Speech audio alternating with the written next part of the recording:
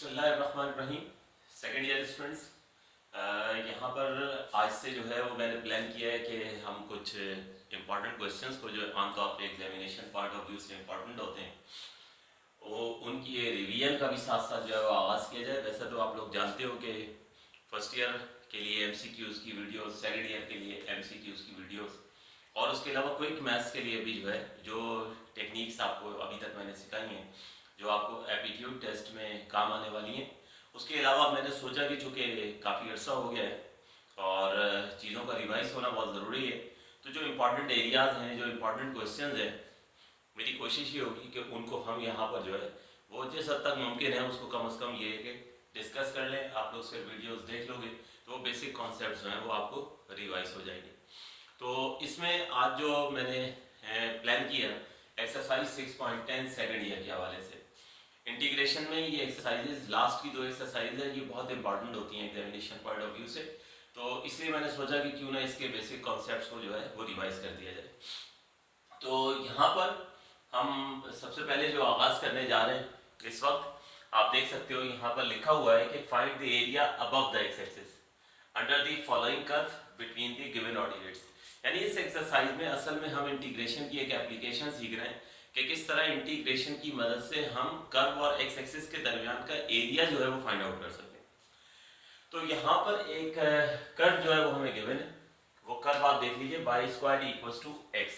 अच्छा, इस इक्वेशन से आप ऑलरेडी फेमिलियर होंगे, हमने कोनिक सेक्शन में पढ़ा था पैराबोला की इक्वेशन थी y² = 4ax।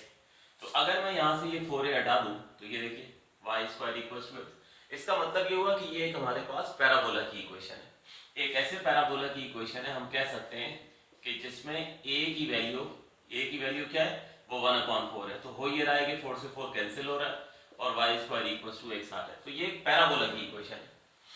तो y² = 4ax कौन से पैराबोला की इक्वेशन होती है? मैंने क्या कहा था कि देखो ये दोनों चीजें मिलकर बताती हैं कि पैराबोला कौन से एक्सिस के अलावा है।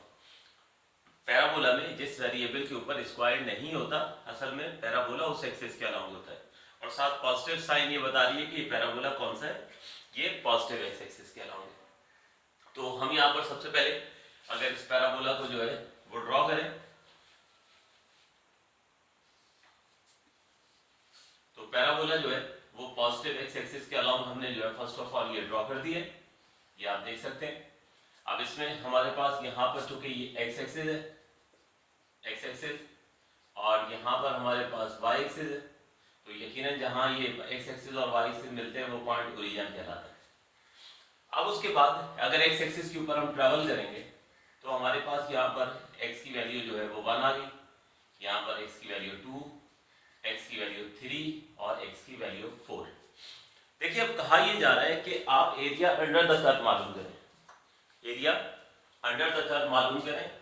इस कर्व में कहां से कहां तक ये ऑर्डिनेट्स गिवन है, यानी 1 से 3 तक जो है वो कर्व के दरमियान और एक्स एक्सिस के दरमियान जो एरिया वो आपने फाइंड आउट करना है। Find the area above the x axis, x axis से ऊपर, अंडर द फॉलोइंग कर्व और इस कर्व के नीचे।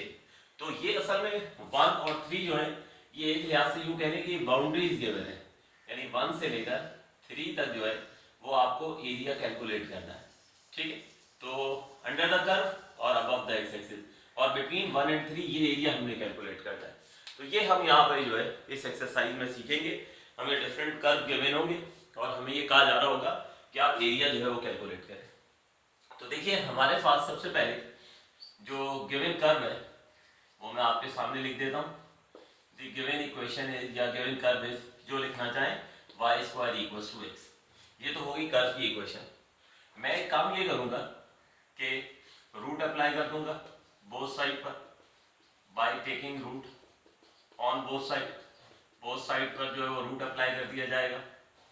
तो जैसे यहाँ पर हम रूट अप्लाई करेंगे तो इधर तो स्क्वायर से रूट कैंसिल हो जाएगा और y आ जाएगा √x। अब सवाल आप लोगों के जहन में यकीनन आ रहा होगा कि आखिर y की वैल्यू क्यों निकाली, तो उसकी वजह अब आपको जो अगले स्टेप में बताने वाला हूँ वो आपको समझ में आ जाएगी वैल्यू। तो देखिए हमारे पास जो है हमें कहा गया है कि area under the curve calculate करें। तो याद रखिए एरिया का फार्मूला आप ध्यान से सुन लीजिए, ये होता है integral of a to b, integral of a to b f x d x, ये फार्मूला है एरिया कैलकुलेट करने का। अच्छा, चैप्टर नंबर 1 फंक्शन में हम पढ़ चुके थे कि एफ ऑफ एक्स किसके बराबर होता है, वाई के बराबर होता है। तो यही वजह थी क्योंकि यहाँ पे वाई स्क्वायर की वैल्यू गिवन थी, इसलिए मैंने यहाँ से वाई की वैल्यू निकाल ली। तो अब आप सिंपल क्या करेंगे, बस एफ एक्स की जगह आप जो है वाई की वैल्यू यानी अंडर एक्स जो है वो पुट कर देंगे, ठीक है। तो एरिया हमारे पास जो है कुछ इस तरह से हो जाएगा, integral of a to b. अच्छा, ए और बी क्या है, ए और बी वो बाउंड्रीज हैं जहां जिनके बिटवीन हमें एरिया कैलकुलेट करना है, वो ऑर्डिनेट्स हैं। यानी जैसे हमें कहा गया कि 1 से 3 के दरमियान हमें एरिया कैलकुलेट करना है, तो इस वक्त हमारे पास जो है ये 1 जो होगी ये लोअर लिमिट कहलाएगी और 3 जो है ये अपर लिमिट कहलाएगी। तो यहाँ पर मैंने 1 लिख दिया और यहाँ पर 3 लिख दिया, और एफ एक्स की यानी वाई की वैल्यू यहाँ अंडर रूट एक्स जो है वो पुट कर देंगे।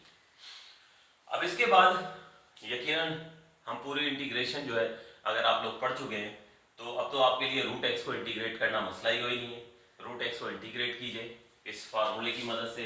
हमने जो एक्सरसाइज जो है वो 6.1 में पढ़ा था, x to the power n, तो क्या होता था उसका integral 1/n+1 x to the power n+1। इस फार्मूले से जो है आप इसको इंटीग्रेट करेंगे और इंटीग्रेट करने के बाद ये लिमिट्स जो है पुट कर देंगे। लिमिट्स पुट करने का जो प्रोसेस है वो रिमाइंड करा दूं, क्या होता था, upper limit minus lower limit, और ये पुट करके आप कैलकुलेट करेंगे तो आपको एग्जैक्टली ये एरिया मिल जाएगा जो बिटवीन द कर्व पे, ठीक है, और इन बाउंड्रीज के दरमियान है, इन ऑर्डिनेट्स के दरमियान।